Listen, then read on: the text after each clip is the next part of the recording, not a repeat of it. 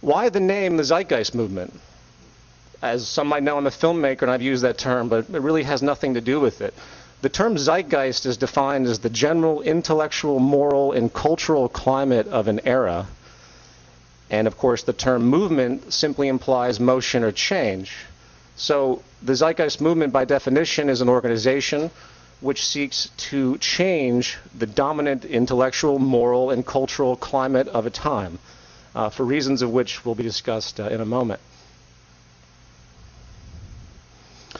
The movement was founded in 2008, and since that time it's gained over 500,000 subscribers with about 1,100 chapters across 70 countries in a very short period of time, in effect, which is quite impressive in my sense of history. Originally, the movement was partnered with an organization called the Venus Project, and we're still very much in support of the work of Jacques Fresco, of course, absolutely. But this relationship has disbanded for a number of reasons, and the two organizations coexist with very similar pursuits. The Zeitgeist Movement chooses not to be grounded to a singular institution or figure or even data set. Rather, we're interested in developing an emergent train of thought and highlighting that train of thought for others to absorb and identify with and expand upon in the emergent nature of any type of intellectual development. The model of the movement is really nothing original. It's fundamentally based on the civil rights movement structures that have proven effective over time in different areas of the world.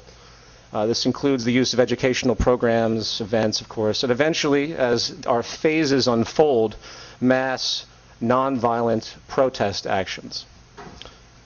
Now, Jason's going to be talking about the basic structure and activism of the movement later on, but I want to quickly throw out that the Zeitgeist Movement is really defined by its chapters. So everyone listening that's in a chapter or maybe isn't in a chapter, please understand that this is a chapter-based movement structure. We have project teams that emerge out of those chapters, and of course the actual projects and events themselves are just another attribute of that, of the communication process that we work on. Now, the structural goal, which isn't something that's brought up very often for those that follow the movement, is what you could call critical mass on a global scale. A mass strong enough to affect the operation of society by its collective efforts from a grassroots level. The Zeitgeist Movement isn't a political movement, nor, for many reasons I don't have time to explain, nor do we identify with the political structure and the way it unfolds. It is basically an elitist structure coming out of a long history of elitist mentalities, and it's been an illusion that this sort of democratic process that everyone throws around has actually served the majority of the population. Okay, now, why are we here then? I'm going to present a very generalized statement as the basic goal, and then work backwards to define the terms that comprise this. As stated, we seek an economic model, a new economic model, based not on the movement of money and the dynamics associated with such a system, but rather on truly objective, scientific resource management and allocation, strategically seeking to enable an equitable distribution of all goods and services to meet the needs of the entire global human population while ensuring maximum environmental sustainability over generational time. Now, of course, that's a big mouthful. Let's break this down. What does this mean? Well, first we have the concept of an economic model. What is economics? The Greek root of the word basically means management of a household, also implying concepts of thrift or conservation, hence the term economize. So therefore, an economy is a method of organizing materials that seeks to reduce waste, hence increase efficiency in its process of providing for a population. Simple enough. So next we have our qualifier, where this economic model we speak of is, quote, not based on the movement of money and the dynamics associated. Why are we ruling out the monetary system? Well, because as radical as this may seem, the model cannot be logically considered a true economy by the definition we've just described. The inherent strategies associated with the monetary model actually reinforces the opposite of what a true economy is supposed to be, as we just defined.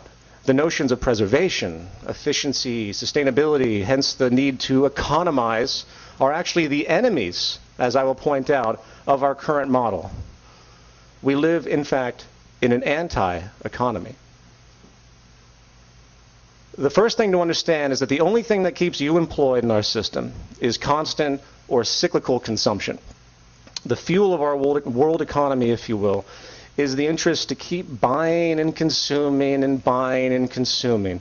The more turnover, the greater our GDP and so-called economic growth we keep hearing people talk about as though it actually represents something tangible in an empirical sense. If, for example, a computer company decided to make strategically optimized products, Apple Computer, for example, they decided to create goods that would actually evolve. They would be designed to last, not to be replaced. Product development would be with the most durable design, scientifically evaluated, enabling structural updates to current equipment that's already in existence in the interest to extend the life and maximize preservation and efficiency, rather than the constant replacement of things. I can assure you that computer company would suffer tremendously in profit, not to mention the labor levels they have would drop substantially. This train of thought goes for all industries. In fact, I would say the core driving force of the system today is really inefficiency. Efficiency and sustainability are the enemies. And this issue is more apparent today than ever before because of the tremendous advancement in technology. When the monetary market exchange model, as we know it, began many, many centuries ago, this inefficiency that's inherent was masked by the fact that there was a great deal of raw human labor involved in the production of goods and services. Imagine the amount of time and energy it took for a farmer with a plow to plant and harvest without modern equipment we have today. When you compare the two, you begin to see something very interesting. What's happened essentially is that our technological ingenuity, our ability to create tools that help us to ease our labor and make our lives easier in abstraction, has shifted the tides, if you will, from people being actually required to do work to get the necessities of life in a very real, tangible, utilitarian way, to the existence of this advanced kind of automation society that we're harboring into, where we now have to invent arbitrary occupations over and over again, structurally purposeless jobs, in effect, if you're willing to take the time to see it, even though it's very hard when you're born into this to recognize them as such, just for the sake of monetary circulation alone. That's what is needed to keep this model going, and unfortunately, it's not working. We can't do it fast enough. So inefficiency in a broad scheme is now the current path, whether advertent or not, for keeping consumption and hence the system, outdated, archaic system, if you will, going. And it comes in many forms. Fortunately for the system itself, yet to our human and social detriment, inefficiency is built right in to the structure, as noted prior. Cost efficiency is defined as productive relative to the cost, or being effective without wasting expense. This modern economic concept based on money has nothing to do with materials, has nothing to do with design. It's about saving capital, not resources. This is a classic example of how our system is utterly decoupled from any natural state or processes. One of the most misleading statements about this capitalist system that we all share is the classic phrase you might have all heard in Economics 101, that the role is to produce the highest quality goods at the lowest possible prices. If you really think about that statement, it is an explicitly circular rationale based only on the observation of money and the intrinsic value of money, but yet completely decoupled and devoid of any physical reference or scientific integrity. It serves, in fact, to support the false idea that market competition is, in fact, a good thing. The result, in short, is the following. One, every item produced in our society is immediately inferior the moment it is created. It is a mathematical impossibility to produce the most strategically conscious goods we can. The system simply will not allow it. The result is copious waste and pollution. The second consequence is that jobs will always be mechanized when it becomes cheaper than human labor. This is an ongoing, unstoppable process called technological unemployment and is currently reducing employment and purchasing power at an accelerating rate, even though very few people will ever have the nerve to talk about this in the economic or news media. And 3, environmental negligence is built in. It's constant. Not only are disposal methods not done correctly in a scientific appropriate way due to the need to cut costs, the cost efficiency mechanism, but there's also elusively a built-in indifference at the end of the day to the natural order and the preservation of the environment. Problems generate profit. Industry thrives on problems, and solutions, which are again a form of efficiency, is the enemy. So tangible physical efficiency is inverse to actual market economic efficiency, if you will. If you took all the money spent today producing bottled water on this planet, which I was just joking to someone earlier, I was like, God, we got to get rid of these bottled waters on stage. But what do you do in this society? Especially you walk around. This is what people do. It becomes normality to be so inefficient. We just accept it because our lives are built. It's built into our structure.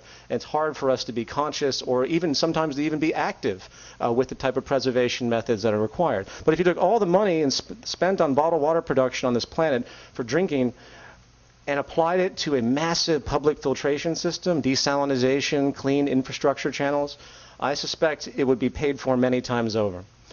But pollution, as alluded to prior, is another form of inefficiency to be capitalized on. Pollution creates jobs and markets, just as any other form of efficiency, inefficiency does. Just as all of us having more cancer will improve the GDP of our country, because we have to be treated for it. And a final form of inefficiency that I'm just going to throw in there is the creation of false needs for the populace. This is done through advertising and marketing. If you can convince a person that a $5,000 handbag has more use than a $10 one, even though there's absolutely no real utilitarian difference between the two, just because of relative status notions, you've created a new level of emotional and status inefficiency to exploit. And false needs to be filled to conform to the culture, and this is a very rampant thing, and you see this epidemic everywhere. The movement of money through the mechanism of systematic and intrinsic efficiency cannot be called an economy, therefore not valid as a working methodology. So coming back to our statement, what would define a true economy? This leads us to the next point, and where it says, excuse me, for the economic model we speak of, needs to be based on truly objective scientific resource management and allocation. Now, what does that mean? Throughout the course of human history, we as a species have taken on many, many worldviews, from superstitious notions of demons as the cause of illness to countless controlling gods that rule our lives. Humans have been seeking since antiquity to understand the causality of their lives. Fortunately, after much turmoil, we've been guided by evolution to discover something truly useful, and it's only been within the past couple thousand years that this has emerged. And this tool has stood the test of time, providing us with continual confirmation of its effectiveness, and we see it all around us. And that's scientific causality. If we recognize science as a tool and process, a verified method of viewing the world and acting upon evidence rather than faith or blind assumptions, we see that a true economy can only exist if organized and orchestrated within the confines of scientific discipline. For instance, science has shown us that we live, yes, on a finite planet with finite resources. We understand the Earth is a single biosphere system, literally symbiotically balanced in a natural order. Truly one system, and hence, well, should be respected as such. We understand that each one of our resources, the materials we use, have properties which are conducive to certain applications and simply not conducive to others. Just as we have the law of gravity, which we use to calculate, making airplanes fly, the natural laws that govern human life and good health on this planet must be observed, and when observed and identified, obviously must be respected. Nature really just doesn't care what any of us actually think or believe or have faith in, and we can either listen and align with what we learn, or we invariably suffer the consequences. As simple as that notion may seem, the great majority of people on this planet refuse to acknowledge this. Out of this comes a new yet obvious train of thought. First, inefficiency is unacceptable on a finite planet. We need to calculate industry. We need to calculate society, if you will.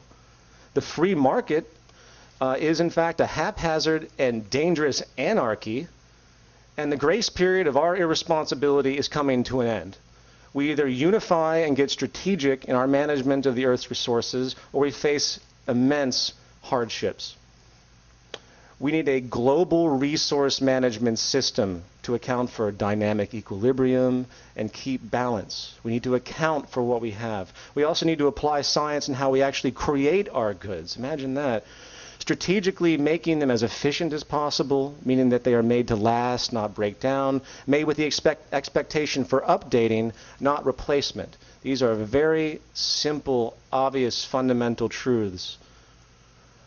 We also need to use the most efficient methods for producing those goods, and in this case, deliberate mechanization. Technological unemployment, and I've talked about this at length, and I'm not going to go into too much detail here, but it is now inverse to productivity in most sectors. In other words, more people are displaced, the more mechanization comes in, the greater the productivity. That's an amazing change in the paradigm as far as the way we've been operating for thousands of years. This means, in fact, it is negligent, literally irresponsible for us not to mechanize on every relevant level if we wish to be, again, truly efficient and respect the nature and habitat that we live in. And this brings me to the next concept of our goal statement. Quote, strategically seeking to enable an equitable distribution of all goods and services to meet the needs of the entire global human population. There's plenty of food to go around on this planet. Stated many times over, even by institutions you'd be surprised that would state such a thing. Yet over 1 billion people are starving. Every 5 seconds a person dies from starvation on this planet. But hey, what does that have to do with me? You know, well, if it has everything to do with you, for in the end there's nowhere to hide. Our safety and security can only be as good as the safety and security of the world we inhabit. And the more deprivation that occurs, the more resentment, anger, and inevitable destabilization that will follow. It's not an altruistic notion to help others in this type of perception. It is, in fact, a socially unsustainable practice not to. In fact, personally, I don't even really believe that human altruism exists in the poetic context that many speak of. Rather, I think that deep down people know when they behave in seemingly selfless ways that they are actually personally at risk at one level or another if they do not act in those ways. Our self-interest can only maintain integrity if our societal reality is actually stable. The cliche staple of the modern market capitalist theory, you know, live for yourself only, you do only things for you, and somehow magically by the invisible hand it will work out for society. This is a incorrect, provably so, truncated and utterly false concept. Self-integrity can only be maintained if the habitat you live in and your society you inhabit, the world itself, maintains an equally high level of integrity. And that's one of those radical notions that, as obvious as it is, will still be derogatorily associated, and oh, you can just be a communist, or even Martin Luther King Jr. Was called a communist when he was attempting to bridge the difference between the blacks and the whites. He was a communist, apparently, to try and create that. And the exact same propaganda and inhibited mindset is exactly what stops us from trying to make an economic unity on a tangible level in society today. So anytime people throw out the communist stuff, you have a tool to use. The majority of wars on this planet have always been about resource and territorial control. Most acts of so-called crime are related to money and property. We must level the playing field. Meeting the needs of the human population is the first step. Notice I didn't say wants. Wants are a contrivance. Wants are a different subject altogether. People need their needs met, and there's a lot that can be said about that, which I'm not going to delve into at this time. We know we can provide the basic necessities of life for everyone on this planet. It's a scientific reality because of our advanced technological methods. This is one of the genius notions put forward by, again, Jacques Fresco that really should be understood, and everyone needs to understand this. We need to simply devise a system to do so and get it done. In accord, of course, with the most scientifically efficient and responsible methods we understand, hence the nature of a true economy. And finally, we have, quote, while ensuring maximum environmental sustainability over generational time. This simply goes back to what the definition of an economy requires. We have the kind of specter of recycling initiatives and so-called green industries. It's just a sad attempt at true ecological respect in a system that has no ecological respect and can't have any for it to operate. A true economy doesn't have a notion of a green practice. These are the fact that we even have such an idea, the fact that we even comment on or see, ooh, how this gets sustainable. That's a tremendous signpost of how far we've come. So a true economy doesn't utilize anything like, for example, recycling is an afterthought. No one's, even after all the years of our recycling practices, very few initiatives are made in the production capacity by industry to actually think ahead about this because it isn't profitable for them to do so. The majority of goods have no capacity to be updated, computer enclosures. I can go on long tangents about very illogical, simple things that could be done to extend longevity, but again, it will bring down cyclical consumption, bring down the circulation of money, drop GDP, drop labor, etc. Recycling mechanisms, in other words, are going to be built in the future. They would have to be in the production phase. Landfills would be an anomaly, not normality. Now, to conclude my section of this meeting, let's quickly take a look at where we are now. What is the consequence of all this inefficiency that we speak of? Well, as much as I hate to say it, I would have to say that a society rests at the edge of a cliff with a gigantic abyss underneath. The consequences of the monetary market model are no longer mere inconveniences or theoretical assumptions put forward by people. We see what's happening now. It's a cancer that's slowly eroding the fabric of our stability.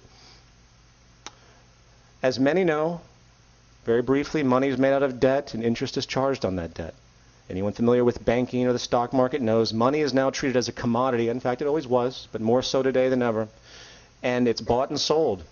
The profit generated by the sale of money comes from interest. However, unannounced to most, something you won't read in Time magazine or any economist manual, is that the interest money charged doesn't exist in the money supply. It's not there. There's only so much there. Every time they charge interest, that money has to come from somewhere. It has to come from more monetary creation, which guess what's loaned out at interest again. So there's always more outstanding interest than there is principal debt. If anyone's confused why we have skyrocket debt defaults across the world, personal, corporate, sovereign, well, this is fundamentally the reason. It's not the sole reason. It's capitulated by other things that are happening in derivatives markets, but it's an inevitability. The global market is one gigantic pyramid scheme. And one way or another, it's going to come crashing down if it's not literally stopped in its tracks, which is something, frankly, I advocate, as difficult as that may seem. However, we're not only faced with ongoing systemic global debt defaults, we're also faced with a coming labor collapse or growing labor collapse across the world due to, again, technological unemployment, largely ignored by economists who choose to see basically what they prefer to see, as best I can tell. The invention and application of technology is what has caused every major shift of human labor throughout history. Given the exponential literally rise in our development in automation and computer technology, artificial intelligence, I'm sorry to say, well actually I'm very happy to say, is that humans really don't stand a chance to compete with what we've created. We can't personally evolve as fast as our technological ingenuity is. And the effectiveness and application over time is just powerful. And either a shift happens or we just continue this constant grind down of destabilization through global unemployment. And the final component, briefly worth mentioning, is our energy collapse. Peak oil is very real, and it is essentially here, And the problem, oddly, is not really the, quote, running out of oil. It's the market psychology of what's going to happen when the public finally awakens to this very real reality. The psychology of this scarcity, when it finally hits, is going to cause a unique form of panic. And the combination of these three factors are on pace to causing a severe integrity problem, to put it mildly. Each one of them are problematic on their own, but the fact is they feed into each other. The more unemployment occurs, the less likely governments are going to be able to gain taxation support, not to mention the less money in the economy itself, circulated as purchasing power, inhibiting consumption and hence economic growth, triggering more personal corporate government defaults. The more energy prices rise, which is inevitable in a hydrocarbon economy we have, the less accessible it is to gain, obviously, and that creates an even more stifling economic effect on circulation, since oil, among many other things, is the sole driver of transportation, but not to mention so many other facets that I don't have time to go into. You know, all it takes in the West Coast is for one big trucking company to get fed up with their oil prices and want more money from their going bankrupt company to go on strike and then see a stifling of incredible amounts of materials, and then systemic turmoil, systemic panic. You don't have to think very far to see how it just takes a few little dominoes to fall. We're in a very fragile state at this point in time, and I hope people understand that. And this is precisely, in a nutshell, what the Zeitgeist Movement hopes to counter and find a way to adapt before we meet the proverbial point of no return. So that concludes my general overview. Thank you. And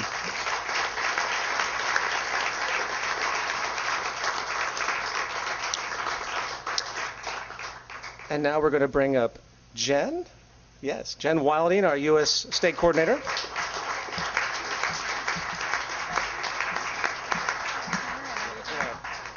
If you want to sit, or you can raise it, even though theoretically you should talk about. Hi. Thanks for coming out. I'm so happy to see so much interest in an event like this. We're hoping to do them regularly. So, the movement. Oh, good, you have it up. The Zeitgeist Movement is comprised of pretty much two components.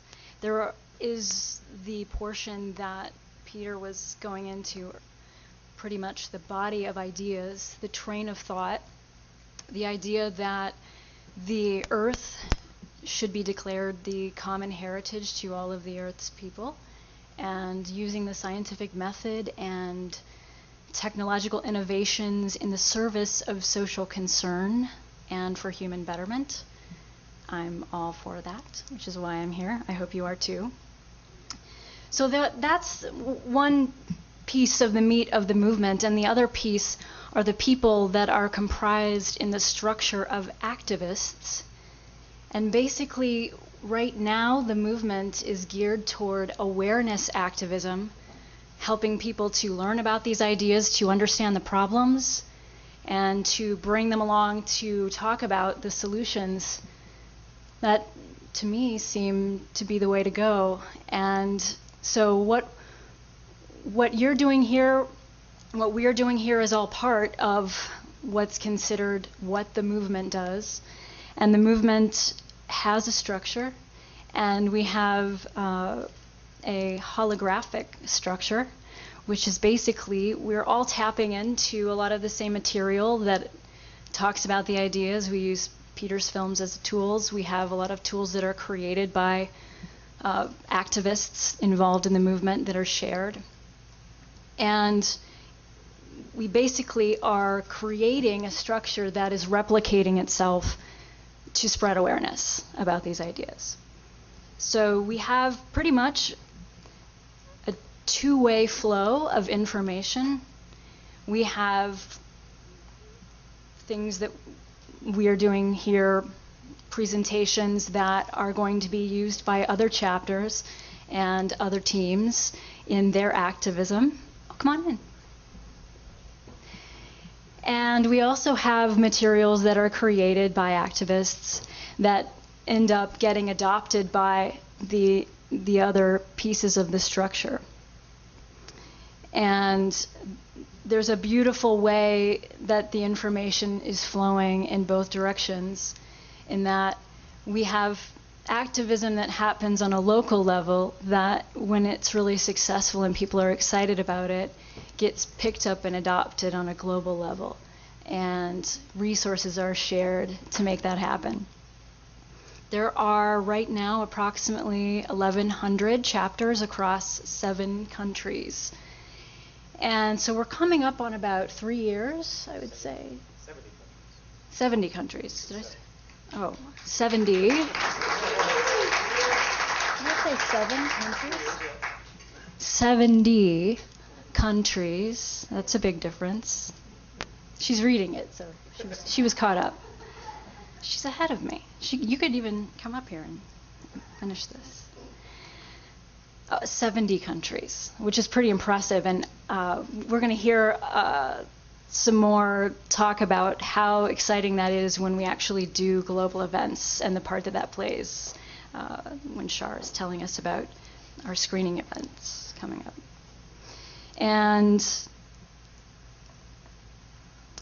basically, the components of the structure are in teams. We have global teams and we have regional teams.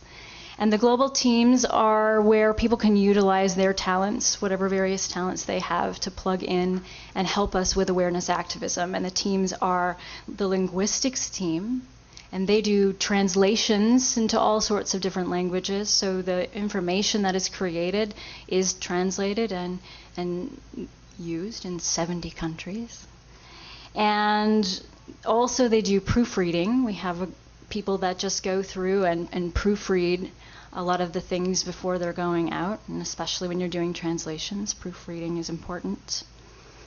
We have a developers team, and that's development in the sense of mostly website development right now. And they're working on web and communication platforms. And we have a news and public relations team. We have that team that does a newsletter that was bi-monthly for a while, and I don't know when. I think we're getting ready to release a new one coming up. We also have a technology team, and one of the things that they're known for is the creation of a website called zeitnews.org, which is a good place to go if you're looking for information on how technology is coming up with so many different breakthroughs that could be used in a global resource-based economy. For those people who are just thinking, no, I don't really think we could really do that. It's not quite feasible. There are things that could blow you away that you can uncover on this website of developments that we have now, even in the monetary system, that just need to be used in a global sense and for the benefit of basic human needs. And we have a media project team, and they have a website, zeitgeistmediaproject.com, and that's where a lot of people who create artistic materials or flyers and brochures and even do videos, they can upload them to the Zeitgeist Media Project website, and they can be picked up for use all over the world. And that's really exciting. So something that you might create could be used by people all over to help further the education of new people to these ideas. Then we have the regional teams, which are basically the chapters team. It is a team, but it is quite a bit of the expansiveness of the movement, of actually getting into your community and interacting with people on a local level about these ideas and being connected to the global sense, the global teams, and part of the global communication structure. So basically the chapters team is sort of the circulatory system of the movement in the flow of information. It's where people are getting together to volunteer, they're exchanging ideas, they're having meetings, and getting all on the same page so that we know what's happening globally. When we're having global events, we can do events all on the same day and know that they're being done in so many other countries at the same time and feel a part of something really big and getting bigger all the time. So with that, I would like to, well, I want to show you one thing that this is an image that is what I think of when I think of the chapter structure. And basically, it's sort of a communication network that branches out like the branches of a tree. So we're all rooted in the same values, and people who support these ideas have volunteered to be a part of this structure and to be a part of our efforts of activism and connect in the structure with other activists to educate their communities. And we're all connected in a sense of being on online platforms and having local interactions.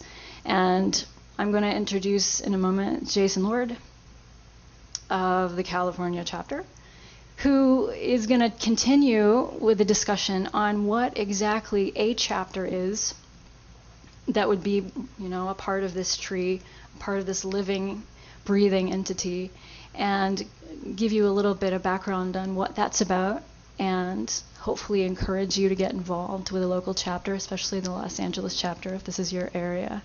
And if you traveled in, thanks for doing that. There may be a chapter in your area, and we can get you connected with who may be close to you so you can be involved in that. So without further ado, Jason Lord.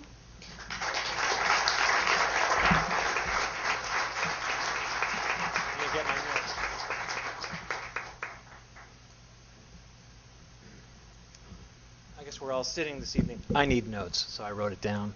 I don't know if she remembered to introduce herself. That was Jennifer Wilding. She's the coordinator for the United States for the Zeitgeist Movement. She helps pull this all together on a national level.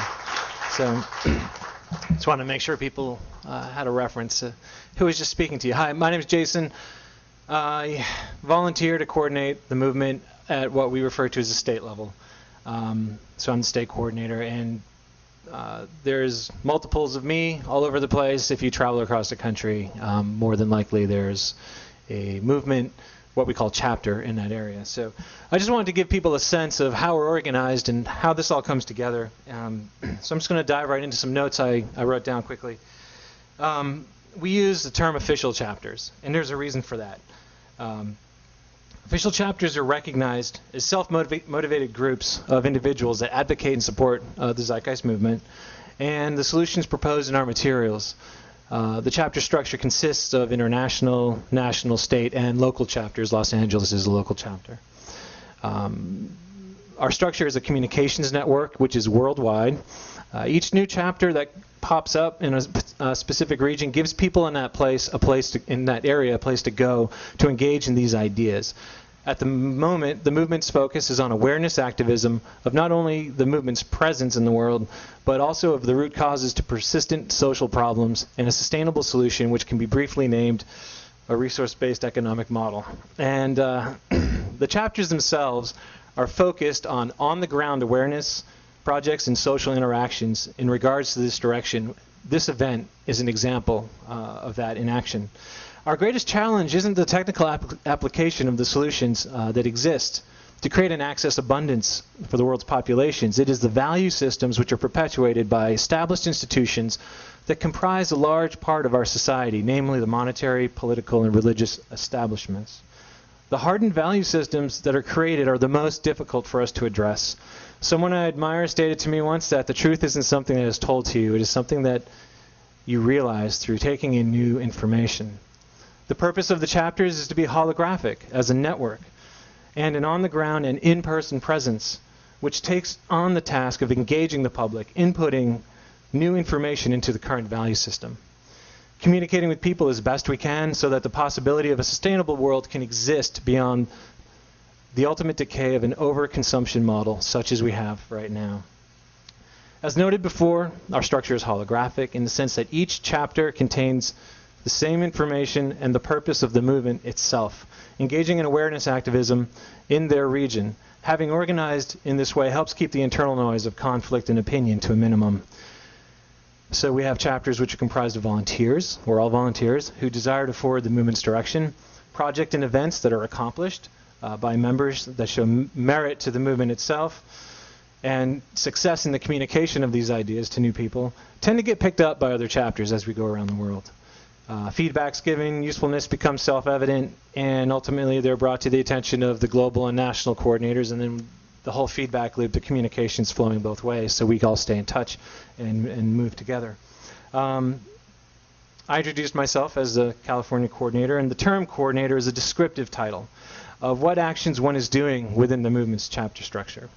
Coordinators as well as all TZM members, again, we're all volunteers. Our time and efforts are purposed by the necessity of transitioning out of the current monetary market paradigm into a sustainable resource-based model.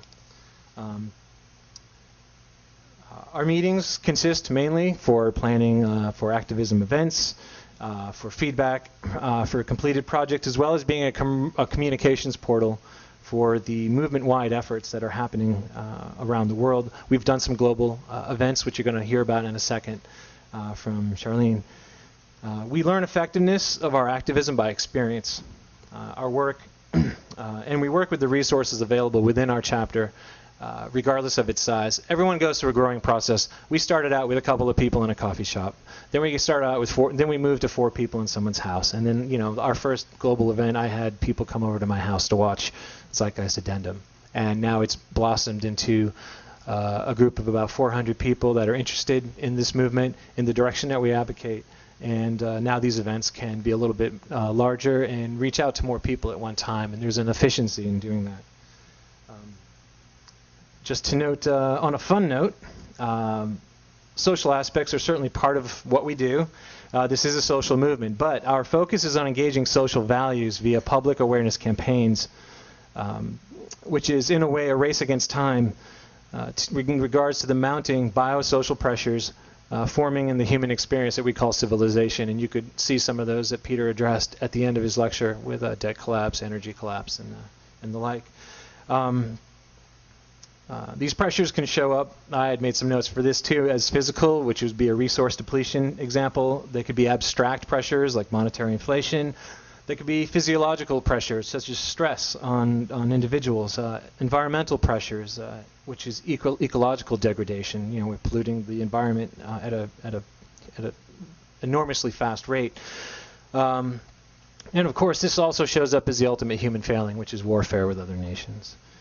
These pressures, along with many other, can be referenced in a recently published book from the UK called The Spirit Level, and I can let anyone know how to find that afterwards. We use the designation as an official chapter. There's a reason for that, which again, the event you're at now has been put on by what we acknowledge is Los Angeles' official chapter, official group. Just to note, it's not necessary to really maintain this status. There are a lot of people that get into this that don't have the time, don't have, don't think that it's really, they have other causes they wish to address. They may want to fight something single focused like pollution in the oceans or the homeless specifically as a single focus. While these things may tie into what we advocate as the Zeitgeist Movement, they are not what we are about on the whole, because we're trying to address the social issues on a global scale. And finally, to wrap things up, I think that's it for me, actually. I just wanted to lay that out so people had a understanding of how we organize, what a chapter is, and what we're doing. So, again, this event, example of the Los Angeles chapter in action, so thanks for coming. And I think we're going to move on to having Eva and Brandon, who are the coordinators for the Los Angeles chapter. They get all these terms and names in place. There's a structure here. So people, they are involved in the in-person, in-face, on-the-ground engaging of the public, of people like yourselves, and trying to get this information out there in as fast a time as possible. So I'd like to introduce them.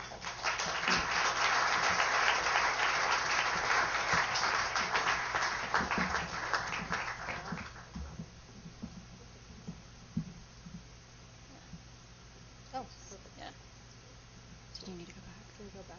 Or that is the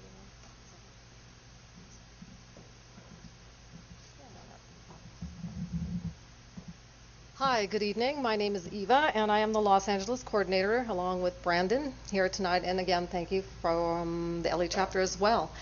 I had a series of notes as well of things I wanted to talk about, and most of it's been covered very thoroughly. So you'll hear the words such as efficiency, root cause, things such as this. Let me talk a little bit about my experience as someone being introduced initially a couple years ago through a friend, through a DVD, and then finding myself a year later coordinating the Los Angeles chapter. What the chapter really is at this level as a local chapter is where we get an opportunity to actually put into action the goals and tenets and the ideas that have been presented. Now that's kind of a big stretch because everyone kind of shows up with their own idea of what that's supposed to look like. So as a coordinator, what we do is we facilitate those ideas, showing up at the table, your idea, your project, and seeing how far we can go with it. We've had projects such as the Z-Day, which is a global project that we had at the Convention Center recently. We assisted with Zeitgeist moving forward as far as that being a global release. We're pretty much up to whatever anybody shows up with. But there's a certain amount of personal education that goes along with this. I've heard quite often it was like all the pieces were there, and when I saw the movie, someone put it together to me. That application of putting that together, that learning, never stops. And that's one of the things when you become, or when I became active in the movement, I had the ability to further. What I'm saying is, these are ideas that are presented, and you may agree, some, all. I had some I put on the back shelf and waited till I had a better understanding of the terminology and uses, and really actually just looked at the world around me to see, well, maybe that is a correct interpretation. Maybe I need to just shift and look. We're not here to try to convert or convince. We're presenting information that gives you a better tool to look at the world as it is. Okay, and what does that mean as it is? That's something that you yourself have to determine, and that is one of the things I highly value, is your individual ability as well as mine. And to come to an agreement and then actually take action on this, to me, that is what we do. We've had many opportunities, Brandon and I, out on the streets. Brandon is one of those hardcore, we'll go up to complete strangers and just start a conversation about the movement. I'm one of those people that goes up, how's your day going? Standing in the grocery line, there's 50 of us, right? One cashier. You get kind of tired of this, and I kind of work my way into that conversation. So this is a great place to start. It's because it is local. We're in your neighborhood. And if we're not, we'll come visit you and we'll assist. That's part of what we do at a local chapter. That's part of our commitment. It's a personal commitment. That's not everyone's commitment. But how else are we going to get the word out there? How else are we going to have these discussions? How else are we going to flesh all this out? How else are we going to learn this? Our ideas abound as well, whether they're workshops for understanding the material or presenting the material or understanding, fallacies when they're presented. How do you deal with someone when they're just up in your face and, just won't have anything you have to say, listen to? All of it's okay. That's a big part of it. We've been so conditioned to think that things aren't okay with us and there must be something I'm doing wrong. This is an opportunity basically to step back, relax, take a look at the world in a different viewpoint. Take your time with it. Engage with like-minded people. Have an opportunity basically to kind of redesign your life and with it the world. The whole humor aspect of changing the world to me isn't humorous any longer. It seemed at some distant point, yeah, okay, one person changing the world. That's not how it's going to work. What it is one person willing to look at things differently, willing to change their mind, willing to look at things a little bit differently. It is a step-by-step process. Now, this step-by-step process, I'm going to let Brandon talk about a little bit more in the most literal sense of what we physically are doing out in the real world. Brandon?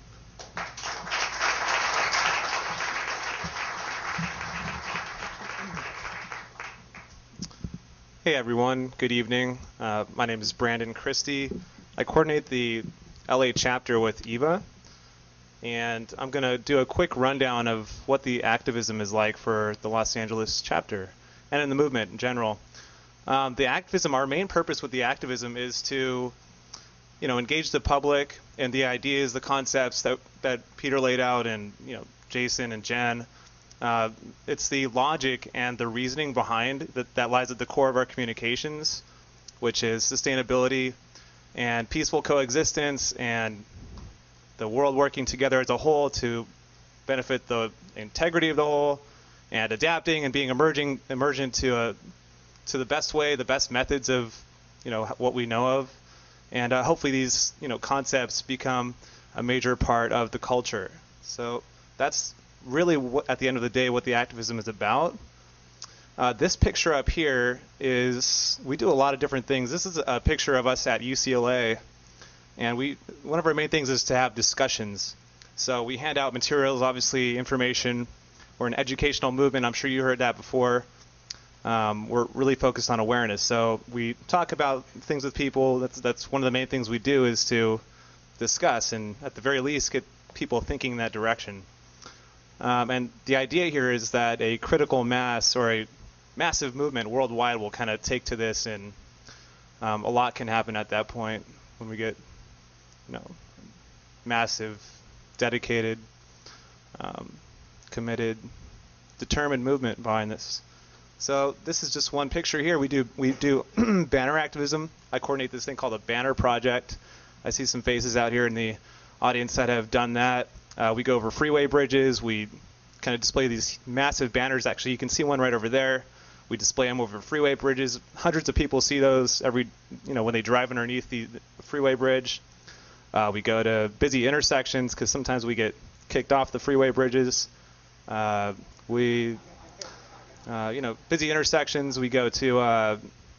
So also we do this thing where there's this California statewide coordinated effort where because a lot of the chapters in California actually have banners, and we all kind of go out on the same day and just display them, and it's a building kind of a thing where more and more chapters start to do it, and it makes more of an impact, more of a message out there. So the banner project's always fun to get out there and talk to people, because it sparks discussion, it sparks conversation, and people, when they see it, they eventually look into it. So the colleges here, we're trying to get into the colleges and speak and attend events. We also, speaking of events, we also do sustainability events, about green festivals and energy. We're trying to be everywhere because this movement touches, every subject out there. There's nothing that it doesn't relate to. So we're trying to be everywhere. We're going to be at the Abbott Kinney Festival in September, and we've see, am I leaving anything out as far as events? We do screenings. This is an event right here, and just to show you, to kind of describe what it's like to put on an event. It's booking the event, it's committing to a date, it's getting the team together, it's getting an RSVP function, it's promoting it, it's doing a webcast. So there's a lot to it, and this is all of a volunteer movement. Just goes to show how much we can actually do if we come together and work together as a chapter. Individual efforts are always fine, are always great. Putting a little, sliding a card in somewhere, a little Zeitgeist business card. But when you work together with a chapter, it really, it just makes more sense. It can make more of an impact.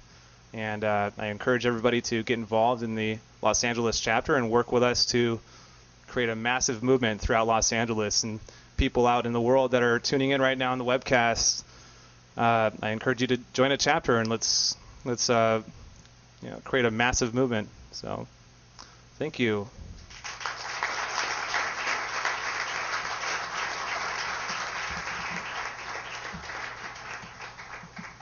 I just want to add one little thing to this before Shara steps up and talks about the global event coordination that she's been very active in.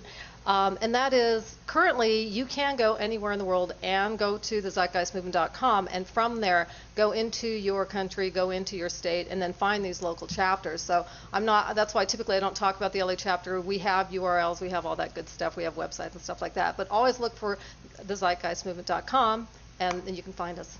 Alrighty? Sure.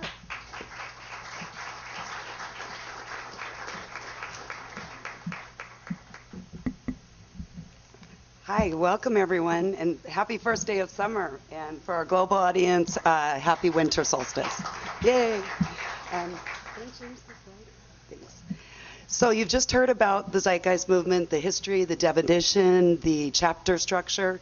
So I'm here to tell you about 4 events that we've done and are doing the rest of this year that illustrate how 2011 is really the year that the Zeitgeist Movement flourished as an operational organization capable of pulling off simultaneously coordinated international, multi-country, multi-language, top-of-the-line, state-of-the-art productions. Woo! Yes. No small feat when it's an all-volunteer. It's, as Jacques says, the best that money can't buy. So we kicked off the year January 15th with Peter Joseph's 3rd movie feature film, Zeitgeist Moving Forward, and that was premiered internationally in over 350 locations, over 60 countries, and over 30 languages. And tens of thousands of people saw the movie during the premiere. Again, you know, Hollywood would be impressed, the places we got in, you know, Singapore, Mongolia, Africa, we were all over the map. Every time zone brought us in. So that was a huge event. And then just 2 months later, we went into Z-Day, which is the, as they explain, the intellectual and educational event that's done annually. And that was over 300 events worldwide, multi-language, multi-country. And then just a few months later, we're kicking off with you all tonight the monthly global town hall meetings. So thank you for being a part of our kickoff tonight. And then finally, we're kicking off another new event in September. It's globally the weekend of September 9th through the 11th. And that's going to be the Zeitgeist Media Festival, which is going to be a different way to approach the public through the arts, music, dance, kind of bypassing the intellectual and going on the creative level, socially conscious art and music and dance. But that'll be at the Music Box in LA Sunday, September 11th, and worldwide throughout the whole weekend. And you can find out information about the bands and performers on zeitgeistmediafestival.org.